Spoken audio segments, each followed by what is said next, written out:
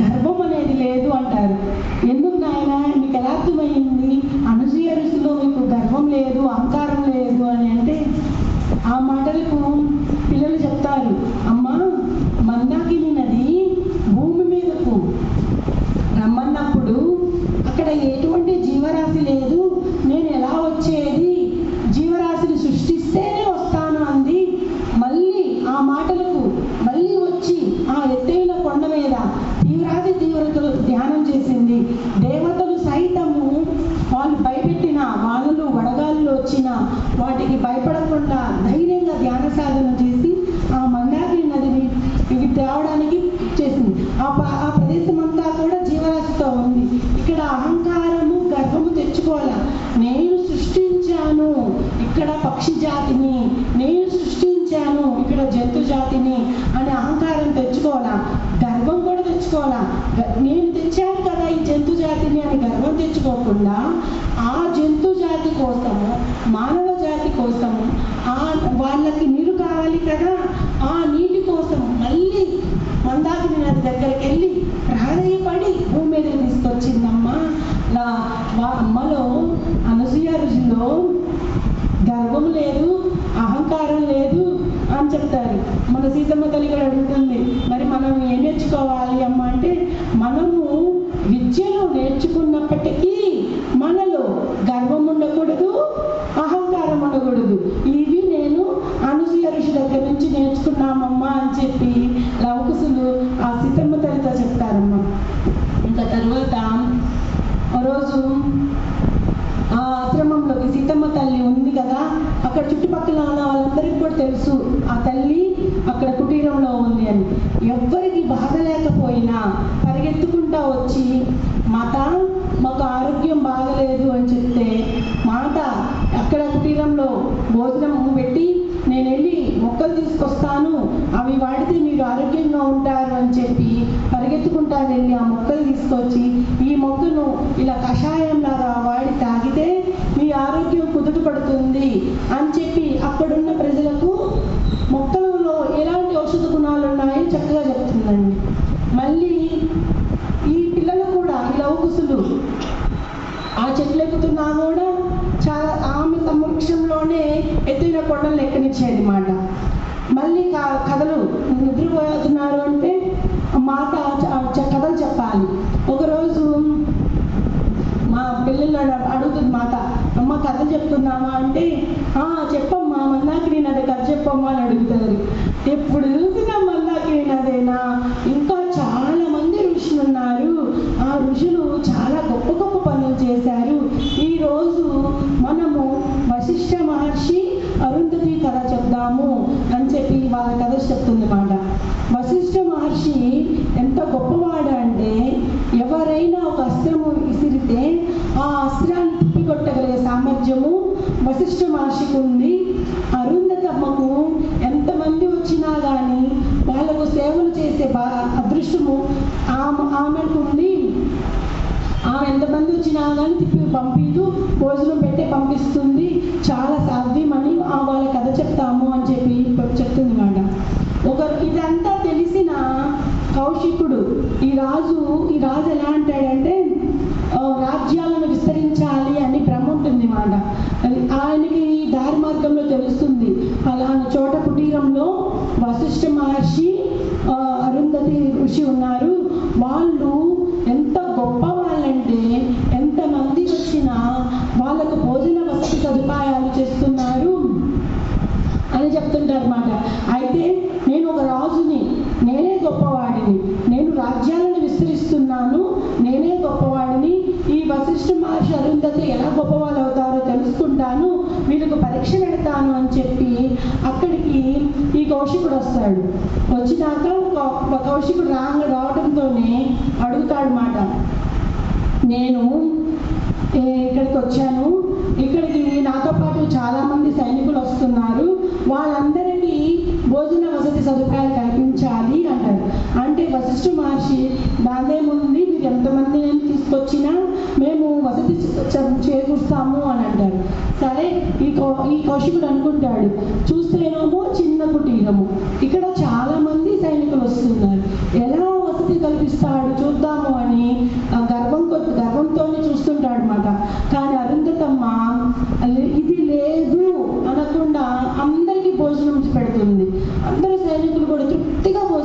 చేశారు. ఇంకా కౌశికుడికి ఆశ్చర్యం, ఇంత చిన్న కుటీరంలో ఇంతమందికి భోజనం ఎలా వచ్చింది, ఇది ఎలా సాధ్యము అని కౌశికుడు వశిష్ఠు వారిని అడిగితే, ఇది మహాదేవుని వల్ల మాకు సాధ్యమైంది, ఆయన కరుణ కటాక్షం వల్లే మాకు ఇలా సాధ్యమైంది అని చెప్తాడు. ఆయన కౌశికుడిలో ఇది ఏదో ఉంది, మనకి చెప్పట్లేదు ఈ వశిష్ఠుల వారు అనుకుంటున్న లోపలే ఒక సైనికుడు వచ్చి చెప్తాడనమాట. ఇక్కడ అరుంధతమ్మ దగ్గర ఒక కామధేనువు ఉంది, ఈ కామధేనువు ఎంతమందికైనా భోజనం వడ్డిస్తుంది అని చెప్తాడు. అని చెప్పంగానే అవునా ఏదే కామధేనువు అని చెప్పి చూస్తారన్నమాట. ఇంకా వశిష్ఠుడు వారిని అడుగుతాడు, మీకెందుకండి ఈ కామధేనువు, మీది చిన్న కుటీరము, మా రాజ్యము చాలా పెద్దది, మా రాజ్యానికి ఈ యొక్క కామధేనువును తీసుకెళ్ళిపోతాను, ఇవ్వండి అని చెప్తాడు. అంటే లేదు లేదు, ఈ కామధేనువు మాకు కూతురు లాంటిది, మేము ఇవ్వము అంటాడు. అడుగుతాడు, రాజ్యంలో ఎంతో మంది ప్రజలు ఉన్నారు, ఆ ప్రజలకి భోజనం పెట్టాలి అంటే ఈ కామధేనువు వల్ల మాకు సులభంగా తయారవుతుంది, మాకు ఇవ్వండి అంటాడు. మళ్ళీ వశిష్ఠులు వారు చెప్తారన్నమాట, ఈ కామధేనువు కేవలము అరుంధతమ్మకే ఇస్తుంది, ఎవరికంటే వాళ్ళకి ఇవ్వదు, అరుంధతమ్మ కోరుకుంటేనే ఇస్తుంది, మేము ఇవ్వము అని అంటారు. అనగానే కోపం పెరిగిపోతుందన్నమాట ఈ కౌశికుడికి. ఏంది, ఎంత అడిగినా ఇవ్వటం లేదే, నేను ఒక రాజు అన్నా కానీ నాకు ఇవ్వటం లేదు ఈ ఋషి, నేను లాక్కెళ్ళిపోతాను అంటాడు. లాక్కెళ్ళిపోతుంటారన్నమాట. ఆ లాక్కెళ్ళిపోతుంటే అరుంధతమ్మ ఏడుస్తుంది, నా కూతురు వెళ్ళిపోతుందా అన్నట్లుగా. ఆ ఏడుపు చూస్తూ నా వశిష్ఠుల వారికి కోపం వస్తుంది.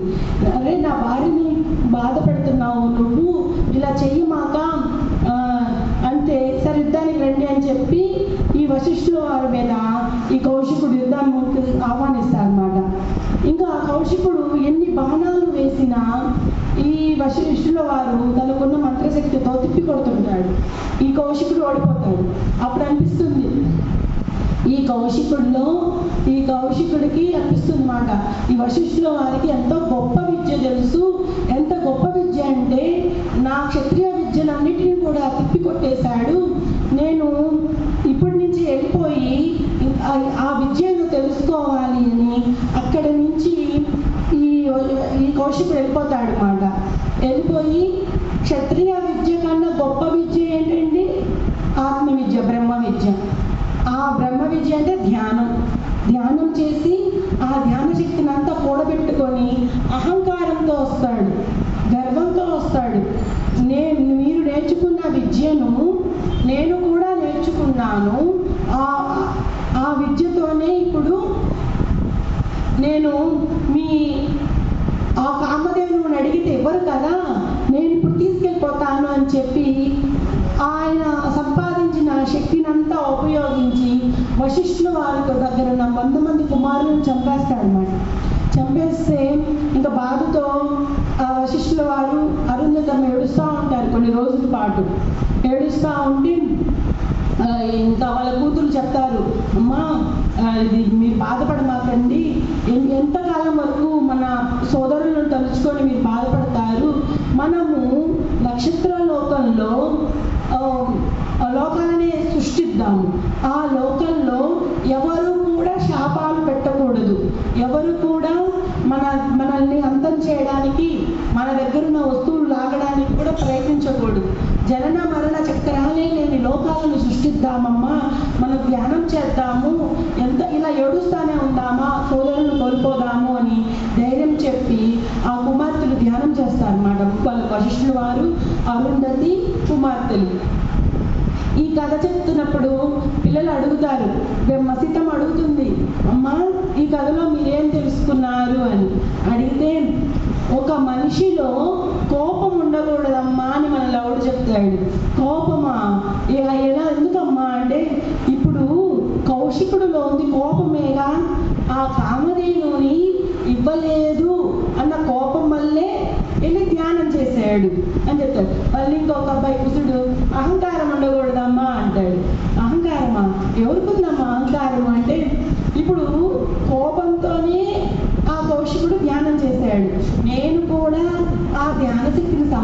ఇచ్చాను అని ఆ ధ్యాన శక్తిని అహంకారంగా ఆ పిల్లల మీద పెట్టి వాళ్ళని చంపేశాడమ్మా.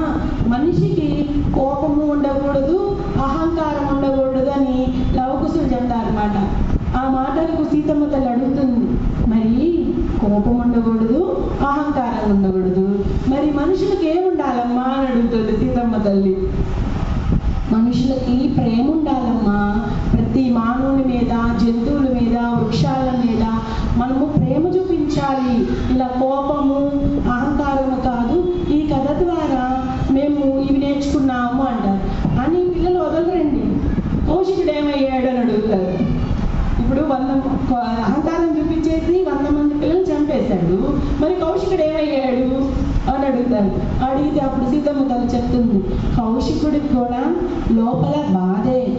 ఏంటంటే వశిష్ఠులో వారి 100 మంది కుమారులను చంపాడు కదా, ఆ బాధతో మళ్ళీ ఎత్తైన కొండ మీదకు వెళ్ళి తీవ్రమైన ధ్యాన సాధన చేశాడు. పశ్చాత్తాపం పడుతున్నాడు.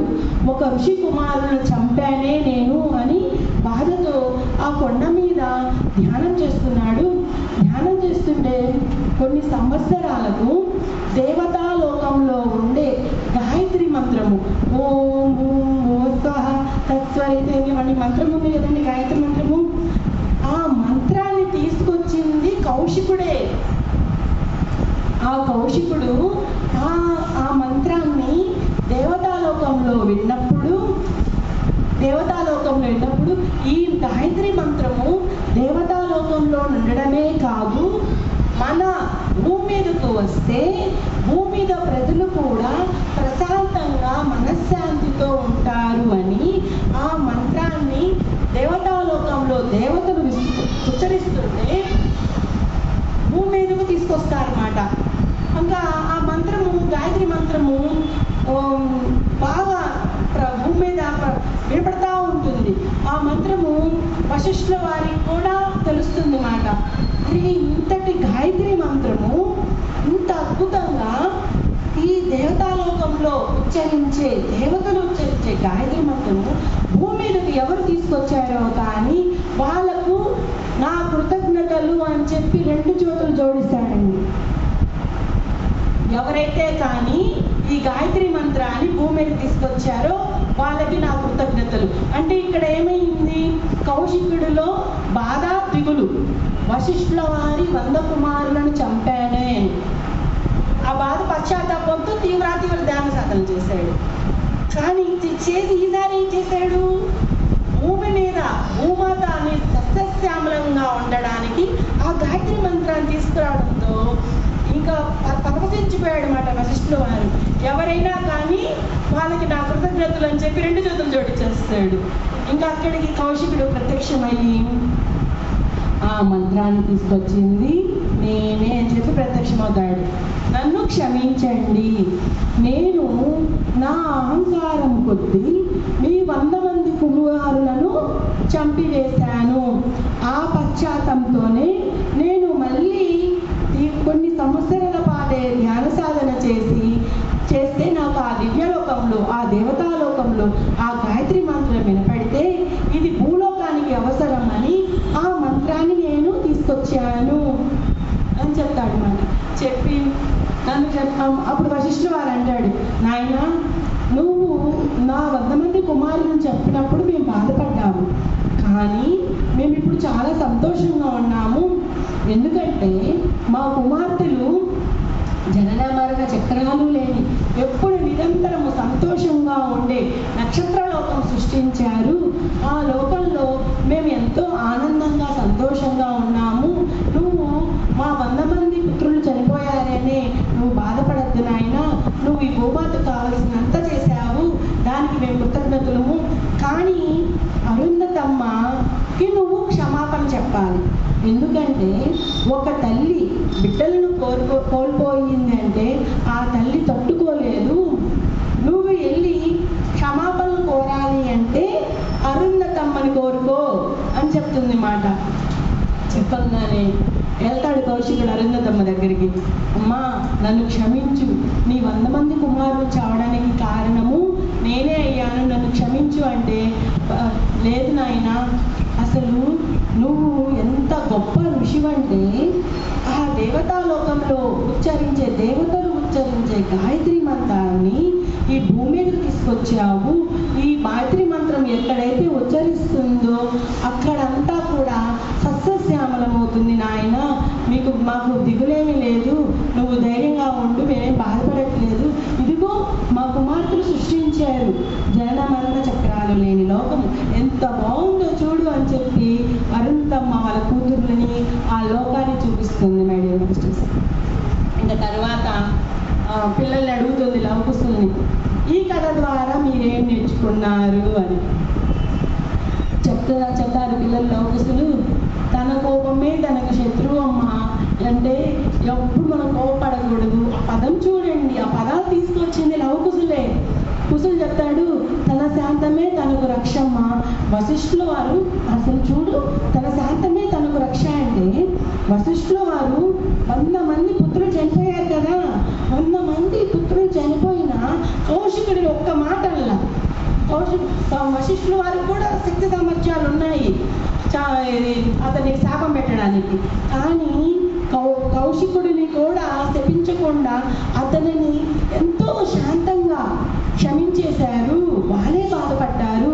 తన శాంతమే తనకు రక్షమ్మ అని కుశుడు చెప్తారు. మై డియర్ మాస్టర్స్, ఈ 2 వర్డ్స్ కూడా మనకు వచ్చింది లవకుశులే మన ద్వారా మనకు వచ్చినాయి.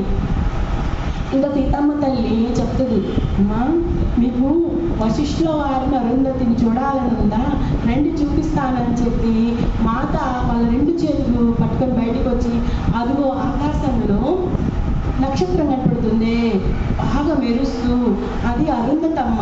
ఆ అరుంధతమ్మ వాళ్ళ కూతుర్లతో చాలా సంతోషంగా ఉంది. ఆ నక్షత్రం పక్కనే ఉన్న నక్షత్రము వశిష్ఠుల వారు. ఆ నక్షత్రానికి ఎటువంటి దాడులు జరగకుండా కాపలా రక్షణ కవచంగా ఉంది. మనము వెళ్తామా, నేను తీసుకెళ్తాను, మిమ్మల్ని కూడా ఆ లోకానికి తీసుకెళ్తాను, వస్తారా అంటే పిల్లల వయసు ఎంత, 6 లేక, అమ్మో మేము రాము, ఆకాశంలో నడవాలంటే ఎలా నడుస్తాము, భూమి మీదంటే మనకు తెలుస్తుంది, నడుస్తుందంటే భూమాత మీద, ఆకాశం ఎట్లా నడుస్తామమ్మ, మేము రాము, మాకు భయము అంటారన్నమాట. పిల్లలు వదలరు. మళ్ళీ సరే ఈరోజు కథ విన్నారు కదా, పడుకోండామని నిద్రపుచ్చితే పిల్లలు లవకుశులు అడుగుతారు, అమ్మా నువ్వు మమ్మల్ని ఆకాశంలో తీసుకెళ్తానంటున్నావు, నువ్వు వెళ్ళావా ఎప్పుడైనా అని అడుగుతారు. అమ్మ చెప్తుంది, అవును నాయనలారా, నేను వెళ్ళాను. ఎందుకు వెళ్ళానంటే వశిష్ఠుల వారు అరుంధతమ్మ వాళ్ళ కుమారులను కోల్పోయారని ఎంతో దిగులుగా ఉన్నారు కదా, వాళ్ళు ఎలా ఉన్నారో చూడటానికి అని నేను వాళ్ళని కలవటానికని ఆ నక్షత్ర లోకానికి వెళ్ళాను. వాళ్ళు అక్కడ చాలా సంతోషంగా ఉన్నారు, ఎంతో ఆనందంగా ఉన్నారు అని చెప్పారు. అప్పుడు పిల్లలు అనుకుంటారు, అమ్మో మా అమ్మ ఆకాశంలో కూడా వెళ్ళి నడిచి వస్తుంది, మా అమ్మ చాలా గ్రేట్ అని చెప్పి పిల్లలు అనుకుంటారు అన్నమాట. ఇంకా సీతమ్మ తల్లి పిల్లల్ని నిద్రపుచ్చి బయటకు వచ్చి ఆకాశం వైపు చూస్తూ ఉంటుంది. చూస్తూ ఉంటే సోమ వచ్చి అడుగుతుంది, మాత ఎందుకు మీరు ఆకాశం వైపే చూస్తూ ఉన్నారు అని అంటే చెప్తుంది, సోమ నువ్వు నాకు ఒక మాట ఇవ్వాలి. ఏంటంటే నేను భవిష్యత్తులో నా మనవరాలను ఎత్తుకోను, నా మనవణ్ణి ఎత్తుకోను, నా పిల్లల వయసు పెళ్ళి జరిగే సమయంలో నేను ఉండను అంటుంది. అనగానే సోమ బాధపడుతుంది, మాత ఎందుకు మీరు ఇలా మాట్లాడుతున్నారు, మీ వయసు మధ్య వయసే, పెద్ద వయసేం కాదు, మీరు అనారోగ్యంగా ఉన్నారా అంటే చాలా ఆరోగ్యంగా ఉన్నారు, ఈ రాత్రి వేళల్లో మీరు ఇలాంటి మాటలు ఎందుకు మాట్లాడుతున్నారు మాత, మీరు అలా మాట్లాడమాకండి అని సోమ బాధపడుతుంది. బాధపడితే అది కాదు సోమ, నేను చెప్పేది విను, ఇప్పుడు జరిగే విషయం కాదు నేను చెప్తుంది, ఎప్పుడో జరగబోయేది, నేను ఇప్పుడు నీకు చెప్తున్నా, అప్పుడు నీ గుర్తుకు రావాలని చెప్తున్నా. నేను నా మనవరాలు పుట్టిన టైంలో నేను లేకపోయినప్పటికీ నువ్వు వాళ్ళని ఎత్తుకుంటే నేను ఎత్తుకున్నట్లుగానే భావిస్తాను, నాకు మాట ఇవ్వు అని మాట తీసుకుంటుంది సోమ దగ్గర. మన మాట తీసుకోగానే సోమ కూడా బాగా వెక్కి ఏడుస్తుంది. మాటకు అన్నీ తెలుసు,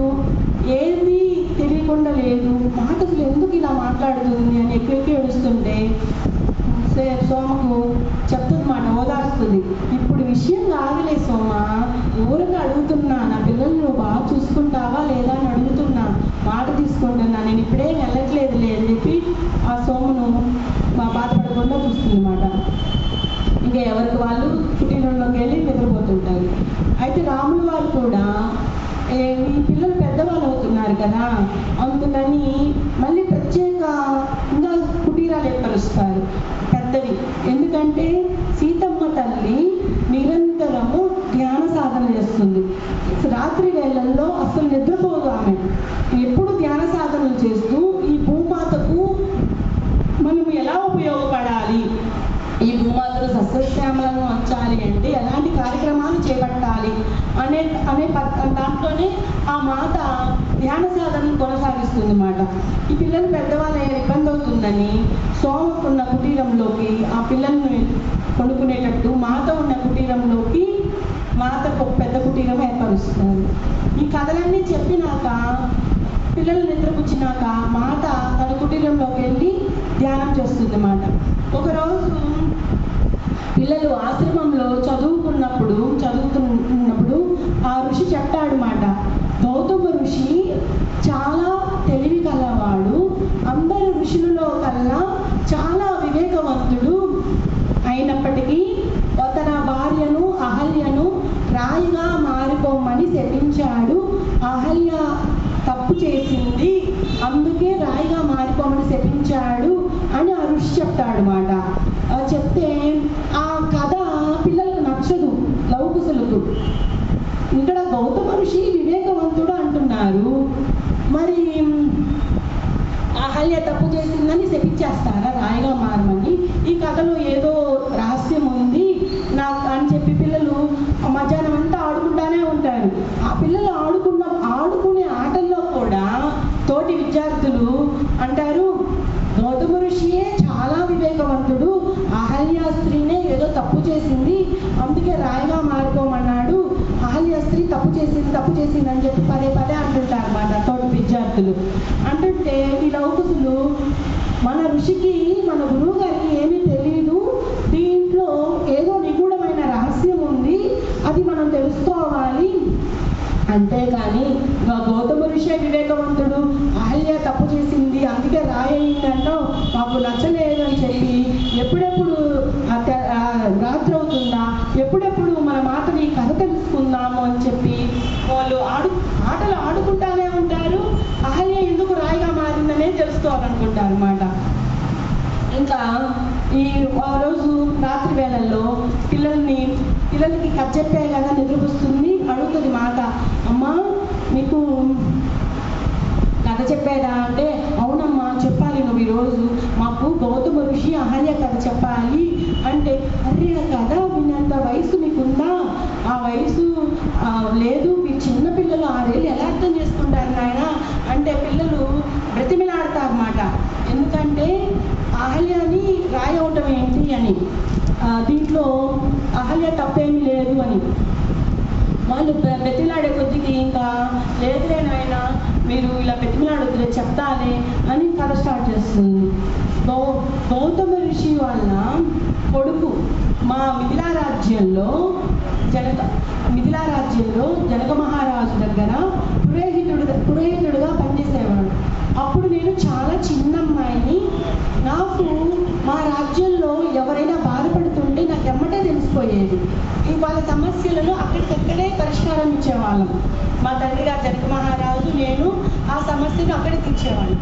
కానీ ఈ పురోహితుడు ఎందుకు బాధపడుతున్నాడో మాకు తెలిసేది కాదు. ఒకరోజు ధైర్యం చేసి నేను ఆ పురోహితుడిని అడిగాను, ఏమని, మీరు ఎందుకు ఇలా బాధపడుతున్నారు, మీ బాధకు గల కారణం ఏంటి అని అడిగాను. అడిగితే ఆ పురోహితుడు చెప్పాడు, అమ్మ ఇది కుటుంబ విషయము, అందరికీ చెప్పేది కాదు, మా బాధ మమ్మల్ని పండియండి, తగిన సమయం వచ్చినప్పుడు అందరికీ తెలుస్తుందిలే అని ఆ పురోహితుడు చెప్పడు. కానీ సీతమ్మ తల్లి రాత్రంతా ఆలోచిస్తుంది, అరే ఏమై ఉంటుంది, ఈ అహల్య కొడుకు ఎందుకు ఇలా బాధపడిపోతున్నాడు, చెప్పమంటే చెప్పడు, బాధేమంటే కుటుంబ విషయం అంటాడు, అని చెప్పి బాధపడుతుంది. మళ్ళీ మరుసటి రోజు కూడా ఆ పురోహితుడు దిగాలుగా ఉండడం చూసి ఈ పురోహితుడు ఎటు చెప్పడు, నా తండ్రి గారిని అడుగుతానని చెప్పి సీతమ్మ తల్లి జనక మహారాజు అని అడుగుతుంది. ఏమని, అమ్మా మీ ఎందుకు మన మన రాజ్యంలో ఈ పురోహితుడు ఇలా దిగాలుగా ఉన్నాడు, అతని బాధకు గల కారణం ఏంటి అని అంటే, అతనే సీతమ్మ జనక మహారాజు దానికి ఒక కారణం ఉందిలేమ్మా, అతను ఏం చెప్పాడు అంటే తగిన సమయం వచ్చినప్పుడే తెలుస్తుంది అన్నాడు అని చెప్తుంది.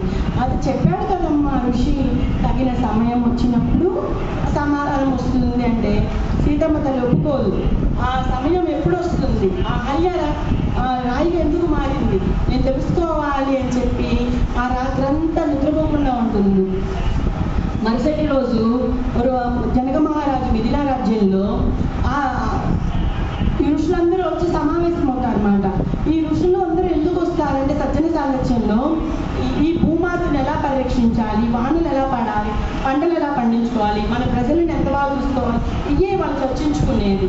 అవన్నీ చర్చించుకున్నాక అక్కడ నుంచి ఋషులు వెళ్ళిపోయినాక గౌతమ ఋషి కనపడతాడు. అమ్మయ్య నాకు ఆన్సర్ వచ్చేసింది, నేను వెళ్ళి అడుగుతాను ఆ గౌతమ ఋషిని వీళ్ళ అబ్బాయి ఎందుకు బాధపడుతున్నాడు అని చెప్పి. సీతమ్మ చాలా చిన్న పిల్లేనండి, సీతమ్మ తల్లి చాలా చిన్నమ్మాయి. వెళ్ళి అడుగుతుంది గౌతమ ఋషి గారి దగ్గరికి వెళ్ళి, నమస్కారం అండి, మిమ్మల్ని చూస్తుంటే నాకు ఎలా ఉందంటే మీరు ఏదో విషయంలో దిగులుగా బాధగా ఉన్నారని తెలుస్తుంది.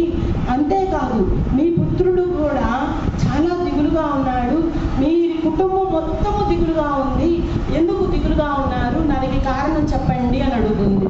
గౌతమ ఋషి, అమ్మా ఇది తెలుసుకోదగ్గ విషయం కాదు, నువ్వు చాలా చిన్నమ్మాయివి అంటే సీతమ్మ తల్లి వదలదు, నాకు తెలియాల్సిందే, మీరు చెప్పాల్సిందే, కుటుంబం మొత్తం బాధతో ఉంది అని చెప్పి గట్టిగా అడుగుతుంది మాట. ఇంకా గౌతమ ఋషి చేసేది లేక చెప్తాడు, అమ్మా ఒకరోజు మా కుటీరంలోకి ఇంద్రుడు మారువేషంలో వచ్చాడు, నేను ధ్యానం చేసుకుందామని బయటికి వెళ్తుంటే ఇంద్రుడు నా వేషంలో వచ్చాడు, నేను నా వేషంలో వచ్చాడని శపించేశానమ్మా, అహల్య రాయిగా మారిపోయింది, దాంట్లో తప్పు నాదే ఉంది, అందుకే బాధపడుతున్నాను అని చెప్తాడు. చెప్పగానే సీతమ్మ తల్లి, అహల్య తల్లి రాయిగా మారిపోయిందా, అయ్యో అహల్య ఎంతో అందగత్త, సుగుణాల రాసి, అసలు ఎవరి విషయాలు పట్టించుకోదు, ఆమె ఎప్పుడు నిరంతరం ధ్యానమే చేస్తుంది, అలాంటి తల్లిని రాయిగా మారిపోమని చెప్పించావా అని చెప్పి బాధపడుతూ, దీంట్లో కూడా నిగూఢమైన రహస్యం ఉంది, ఆ విషయం నేను తెలుసుకోవాలి అని చెప్పి రాత్రి నిద్రపోతూ కలలో హాస్టల్ ట్రావెల్ చేస్తుందండి. హాస్టల్ ట్రావెల్ అంటే భౌతిక శరీరం ఎక్కడే ఉంటుంది, ఆత్మ అనేది ఆ యొక్క దేవతాలోకంలోకి వెళ్తుంది అన్నమాట. వెళ్తే అక్కడ ఇంద్రుడు ఉంటాడు. ఇంద్రుడిని చూసి ఇంద్రుడికి నమస్కారం చేస్తుంది. నమస్కారము తండ్రి గారు, మీరు భూలోకంలోకి వచ్చి చేసిన పని సభమేనా, మంచిదేనా అని అడుగుతుంది. అడిగితే ఏందమ్మా ఏం మాట్లాడుతున్నావు అంటే, ఒక ఋషి ఆశ్రమంలో లేనప్పుడు మీరు వెళ్ళి ఆయన రూపంలోకి మీరు వెళ్ళటము మంచిదేనా అని మన సీతమ్మ తల్లి అడుగుతుంది. అడగగానే ఆ మాటలకు ఇంద్రుడు చెప్తాడు, అమ్మా గౌతమ ఋషి చాలా వివేకవంతుడు, ఈ అహల్య కూడా చాలా జ్ఞాని, వీళ్ళిద్దరికీ సజీవ దేహాలతోనే ఉన్నత లోకంలో ఈ స్వర్గలోకంలోకి వచ్చి అర్హత పొందారు. అర్హత పొందినప్పుడు దేవతలమైన మేము పరీక్ష పెట్టాలి, నేను పరీక్ష చేద్దామని వెళ్ళాను. కానీ నేను అంటే ఇంద్రుడు ఆ గౌతమ ఋషి వేషంలో వచ్చి ఆ బొమ్మల దగ్గరకు వచ్చినప్పుడే ఆ అహల్య గుర్తుపెట్టి ఇంద్రదేవాన్ని నమస్కరించి మేమేం మాట్లాడుకోలేదు. ఎందుకు వచ్చావు నాయన, ఎందుకు వచ్చారు మీరు, మా భర్తగారి రూపంలో వచ్చింది ఇంద్రదేవా అని చెప్పి రెండు చేతులతో నమస్కారం చేస్తుంది. కానీ మేము ఏమి మాట్లాడుతున్నామో కూడా తెలియకుండా అతను కోపం తెచ్చుకొని మమ్మల్ని శపించబోయాడు, అంటే ఇంద్రుడిని శపించబోయాడు. అప్పుడు ఇంద్రుడిని శపించబోతుంటే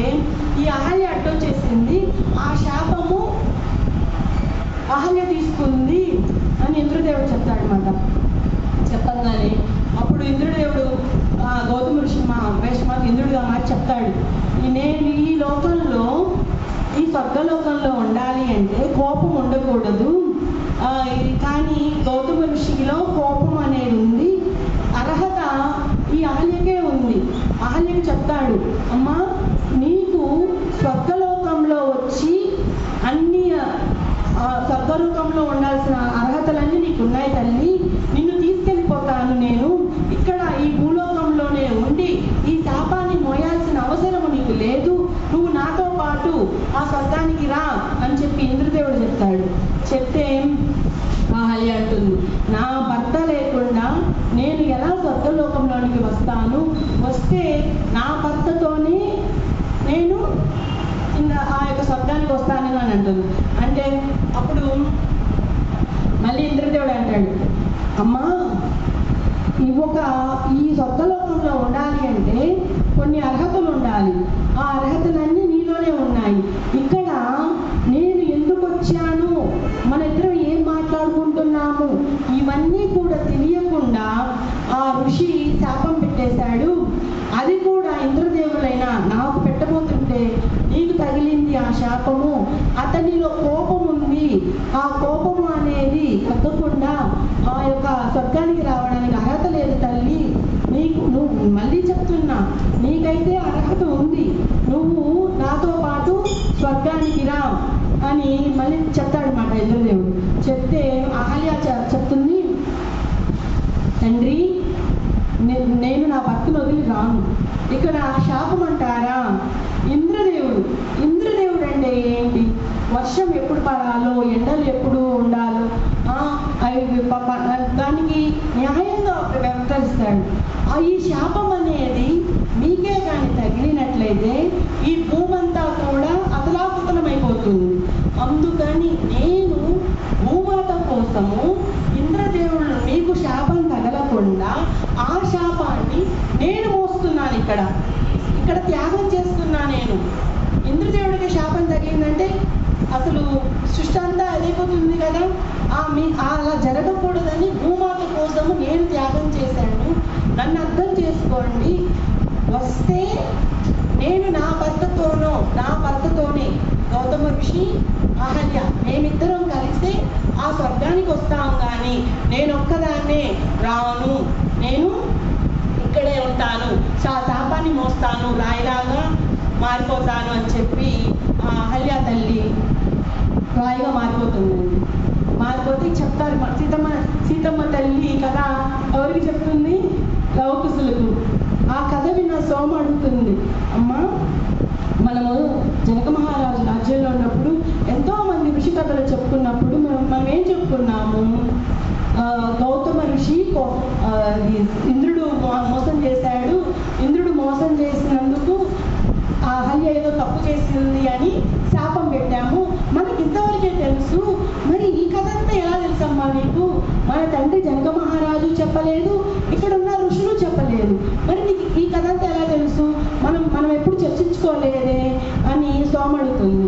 అప్పుడు చెప్తుంది, అప్పుడు నా వయసు చిన్నమ్మాయినే, నేను ఇంద్రుడి దగ్గరికి వెళ్ళాను, ఇంద్రుడి దగ్గరికి వెళ్ళి అసలు విషయాలు తెలుసుకున్నాను, అసలు ఏం జరిగింది, ఎందుకు జరిగింది, ఒక స్త్రీని ఎందుకు మోసం చేశావు అని అడగడానికి వెళ్ళాను.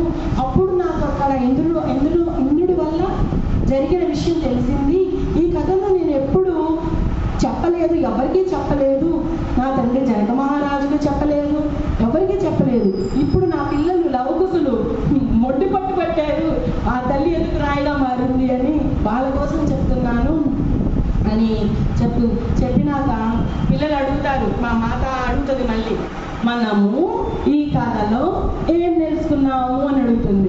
పిల్లలు చెప్తారు, అమ్మా మనము ధ్యానం చేస్తాము, ధ్యానం చేసిన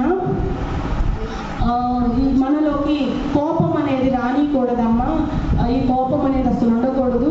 ఇక్కడ గౌతమ ఋషి ఆలోచించింది ఏంటి? కోపమే ఆయనకు, నా భార్య వేరొక అతనితో మాట్లాడుతుంది అని చెప్పి కోపం తెచ్చుకొని ఆ కమండలంలోని నీరు చల్లి రాయిగా మార్చేశాడమ్మా, కోపం ఉండకూడదని పిల్లలు చెప్తారు.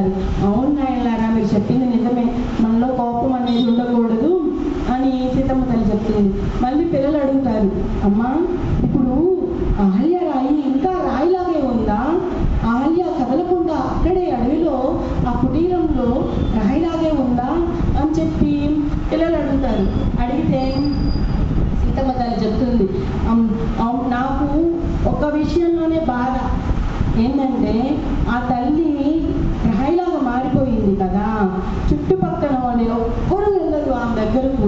అదే అసలు చాలా భయంకరంగా ఉంటుంది ఆమె దగ్గరికి వెళ్ళాలి అంటే.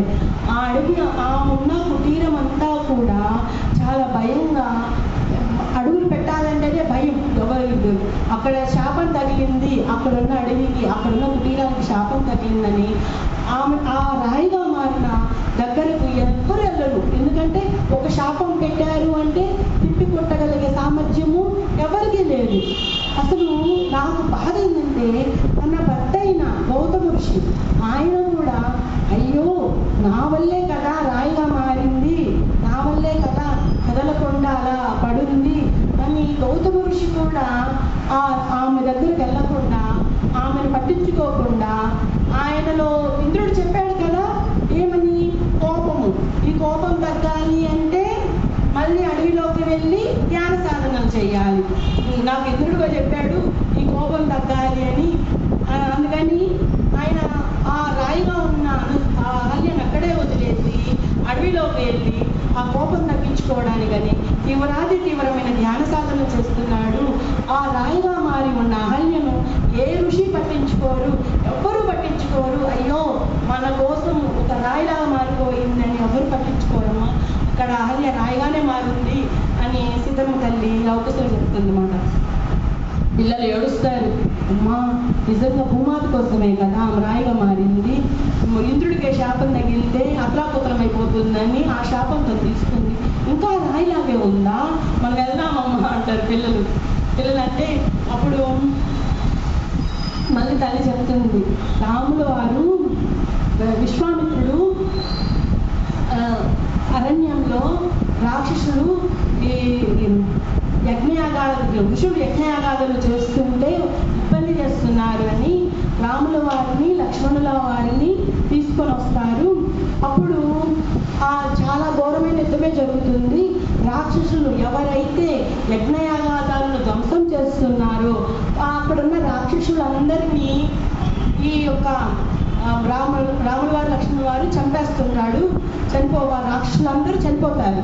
చనిపోయినాక విశ్వామిత్రుడికి తెలుసు ఏంటి, అక్కడ రాయిలాగా మారి దుఃఖంతో ఉంది అహల్య, ఆమెకి మోక్షం కలిగించాలి. ఎవరికి ఉన్నంత శక్తి అంటే రాముల వారికే. రాముల వారి యొక్క కాంతి ఎలా ఉంటుందండి, బంగారు కాంతి. ఆయన ఎక్కడ ఉంటే అక్కడ ఎన్నో కిలోమీటర్ల వరకు ప్రేమనే విస్తరిస్తుందన్నమాట ఆ కాంతి. ఆయనే ధైర్యంగా ఎవ్వరూ వెళ్ళరు కుటీరంలోకి, కానీ ఆయన ఒక్కడే ఆ కుటీరంలోకి, ఆ చీకటి కుటీరంలోకి నేను నా తల్లి దగ్గరికి వెళ్తున్నాను, నా తల్లికి మోక్షం కలిగించడానికి వెళ్తున్నాను అని చెప్పి రాముల వారు ఎప్పుడైతే ఆ కుటీరంలో అడుగు పెడతారో ఆయన బొటన వేలు తగిలి ఆ రాయి కాస్త మానవ దేహం ఒలుపు చెందింది. రాముల వారు అంటే అంత గొప్ప అని సీతమ్మ తల్లి లవకుశులు చెప్తుంది. చెప్పగానే అసలు నిజంగా చాలా గొప్పమ్మ రాముల వారు ఒక రాయిలాగా మారి ఉన్న ఋషిని మనిషిగా మార్చాడు, నిజంగా రాముల వారు చాలా గొప్పమ్మ అని చెప్పి పిల్లలు పొగుడతారు అన్నమాట. ఇంకా సీతమ్మ తల్లి చెప్తుంది, ఇంకా సరే నాయనారా ఈ లోపలికి ఆలస్యమైంది, కొనుక్కోండి నిద్రపోండి అని చెప్పి ఆ కుటీరంలో అన్నం పెట్టి నేను తప్పి నిద్రపుస్తుంది అన్నమాట. వాళ్ళ లవకుశుల యొక్క విద్యాభ్యాసం ఎలా ఉంటుందంటే లెగవటంతోనే గాయత్రి మంత్రం ఉచ్చరిస్తారు. ఈ గాయత్రి మంత్రం ఎప్పుడైతే ఆ కుటీరంలో ఉచ్చరిస్తుందో భూమాత అంతా సస్యశ్యామలం అవుతుందని సీతామాత తన పిల్లల చేత గాయత్రి మంత్రాన్ని పాడమని చెప్తుంది మాట. అంతేకాదు వాళ్ళకి 6 ఏళ్ల వయస్సులోనే ధ్యాన సాధనలు, ధ్యానము అంటే శ్వాస మీద ధ్యాస, ఈ విద్యను నేర్పుతుంది మాట. పిల్లలు ఆడుతూ పాడుతూనే ఆ చెట్లతోనూ ఈ ధ్యాన సాధనలు కొనసాగిస్తారు. ఈ పిల్లలకి ఎంత ఇష్టం అంటే ప్రతి ఋషుల కథలను తెలుసుకొని మనం ఎలా ఉండాలి, ఎలా ఉండకూడదు. మాత పదే పదే అడుగుతుంది మాట. ఎందుకు అంటే ఏదో ఒక క్షణంలో ఈ యొక్క కోపము అనేది వస్తుందని, ఈ యొక్క అహంకారం అనే గుణాలు వస్తాయి అని మాత ఒక కథ చెప్పినప్పటికీ మళ్ళీ మళ్ళీ అడుగుతుంది. అమ్మా, మనలో ఎలాంటి గుణాలు ఉండకూడదు అని అడుగుతుంది. అడిగితే పిల్లలు చెప్తారు, అహంకారము కోపము ఉండకూడదమ్మా అని చెప్తారు. ఎందుకమ్మా అంటే ఫలానా ఋషి వాళ్ళ పేరు చెప్తారన్నమాట. ఇప్పుడు గౌతమ ఋషి చేసింది ఏంటి? కోపమేగా. కోపంతో అసలు అక్కడ ఏం మాట్లాడుతున్నారో ఏం ఉచ్చరిస్తున్నారో తెలుసుకోకుండా రాయిలా మారిపోమని శపించాడు. అహంకారం ఉండకూడదు. ఇక్కడ అనసూయ ఋషి తను ఎంతో గొప్ప ధ్యాన సాధన చేసి మందాకిని నదిగా తెచ్చింది. అహంకారం అస్సలు తెచ్చుకోలేదు మాట. అలా ప్రతి కథలు చెప్తుంది మాట. ఇంకా ఈ సీతాయన గ్రంథం మనకి ఏం చెప్తుందంటే మేడం మాస్టర్స్, అసలు గర్భవతిగా ఉన్నప్పుడే మనము కూడా ధ్యానం చేయాలి. ఇప్పుడు చూడండి, ఈ లవకుశులు ఎంత గొప్ప వాళ్ళండి. మనకు తెలుసు అసలు గౌతమ ఋషి అహల్య కథలో మనం మొన్నటి దాకా ఏం తెలుసు, అహల్య ఏదో తప్పు చేసింది, గౌతమ ఋషి శపించాడు. అసలు ఏదో ఉంది, అహల్య తప్పు చేయలేదు, అహల్య మాత తప్పు చేయలేదు. దీంట్లో నిగూఢమైన రహస్యం దాగి ఉంది. ఎలా పట్టుబట్టారు వాళ్ళు? పట్టుబట్టి ఆ తల్లి చేత కథ చెప్పించుకున్నారు. అలా అంత గొప్ప జ్ఞానవంతులైన పిల్లలు మనకు కూడా పుట్టాలి అంటే, మన పిల్లలు పుట్టాలి అంటే మన పిల్లలు కూడా ధ్యానం చేయాలి మేడం మాస్టర్స్. ధ్యానం చేస్తేనే సాధ్యం అవుతుంది. మనకు కూడా లవకుశులు లాంటి పిల్లలు పుడతారు. ఇంకా సీతమ్మ తల్లి చెప్తుందన్నమాట. ఇలా ఈ కథలన్నీ కూడా మనకి ఎలా వస్తున్నాయి? డీనా మెరీ మేడం గారే కదా. ఆ మేడం గారు గత జన్మలో మీనాక్షి ఏమని కోరుకుంటుంది? నేను మళ్ళీ జన్మలో నాకు సీతమ్మ తల్లి అనుభూతులు కావాలి అంటే ద్వాపర యుగంలో అనసూయగా జన్మ తీసుకుంటుంది. ఆ అనసూయకు ఇది సీతాపహరణ అంటే నమ్మదు. సీతమ్మకు తనకు తాను రక్షించుకోగల శక్తి సామర్థ్యాలు ఉన్నాయి, సీతమ్మ అపహరించబడదు అని అంటే వాళ్ళ అనసూయ వాళ్ళ అమ్మ లేదు, దీనికి కారణము మన శోభ దగ్గర తెలుసుకుందాము అని చెప్పి అనసూయ వాళ్ళమ్మ సోమ దగ్గరకు వస్తే సోమ మనకి కథలన్నీ చెప్తుంది మేడం మాస్టర్స్. ఈ కథలన్నీ కూడా ఈ సోమ మాత దగ్గర ఉండటం వల్ల మాత ప్రతీది చెప్తుంది. ఇంకా మాత ఒకరోజు బయటకు వచ్చి కూర్చుంటుంది మాట. ఆకాశం వైపు చూస్తూ ఉంటే సోమ వచ్చి అడుగుతుంది, అమ్మా అసలు ఈ ఆడవాళ్ళ పట్లే ఎందుకు ఇంత అహంకారంగా ప్రవర్తిస్తున్నారు? ఈ ఆడవాళ్ళని ఎందుకు ఇలా నీచంగా చూస్తున్నావు కదమ్మా. మీరు ఒక రాణి అంటే ఎలా ఉండాలి? అమ్మంగా రాణి బట్టలు ధరించి మీ కిందే 10 మంది పరిచారకులు ఉండి ఎంతో హ్యాపీగా సంతోషంగా ఉండాలి. మిథునా రాజ్యంలో మీరు అంతే స్వేచ్ఛగా ఉన్నారు. ఆయన పెళ్లి వివాహమైన వెంటనే 14 ఏళ్ళ అరణ్యవాసము. 14 ఏళ్ళ అరణ్యవాసంలో కూడా రాక్షసుల మధ్య యుద్ధాలు, మళ్ళీ రావణుడు ఎన్నో భ్రమలు అవన్నీ తట్టుకొని మళ్ళీ అయోధ్య నగరానికి రాగానే మళ్ళీ 1 సంవత్సరం అయిందో అవ్వలేదు, మళ్ళీ అడవులకు వచ్చి మీరు ఇలా కష్టపడుతున్నారు, స్త్రీల పట్ల ఇలా ఉండటం ఏందమ్మా? గౌతమ ఋషి ఆ అహల్య పట్ల ఎంత ఇదిగా ప్రవర్తించాడు, స్త్రీలను ఇంత నీచంగా చూస్తుంది ఈ సమాజం అని చెప్పి అంటే సీతామాత చెప్తుంది, లేదు నేను ఈ భవిష్యత్తు కూడా చూశాను. రానున్న రోజుల్లో అసలు స్త్రీలు వాళ్ళు కూడా ఆడపిల్లల్ని కంటున్నారు అన్న విషయం నాకు తెలిసి, అలా వాళ్ళు పిల్లల్ని కడుపులో ఉన్నప్పుడే చంపుతున్నారు అన్న విషయము తెలుసుకొని వాళ్ళని కడుపులోనే చంపేస్తున్నారు. ఆ రోజులు వస్తున్నాయి. అందుకని నేను ఈ సీతాయన గ్రంథము అంటే మా భౌతిక శరీరాలు ఉండకపోవచ్చు, రాముల వారి భౌతిక శరీరము, సీతమ్మ తల్లి భౌతిక శరీరము ఉండకపోవచ్చు, కానీ మా మాటలు మేము చెప్పిన ఈ మాటలు మా ద్వారా తెలిపి పుస్తకాల రూపంలో వచ్చి అందరికీ చెప్పబడుతుంది. ఏంటంటే స్త్రీలు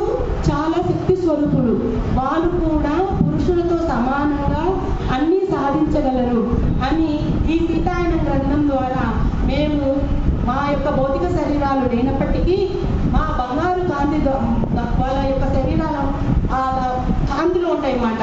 ఆ కాంతి రూపంలో మాటలు వినబడి పుస్తకాలలో రచించబడి అందరికీ ఈ సీతాయన గ్రంథము అనేది ప్రతి ఇంటిలోకి చేరబడుతుంది.